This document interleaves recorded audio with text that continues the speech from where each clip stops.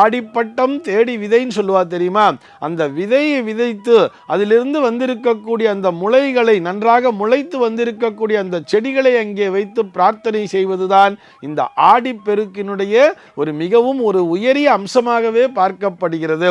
இதன் மூலமாக உலகத்தார் அனைவருமே எல்லா விதமான வளங்களையும் பெற்று பசியின்றி பட்டினியின்றி எல்லா சந்தோஷத்துடனும் முழுமையான மகிழ்ச்சியுடன் வாழ வேண்டும் என்ற பிரார்த்தனையை முன்வைக்கிறோம். அதுவும் யாருக்கு முன்னாக?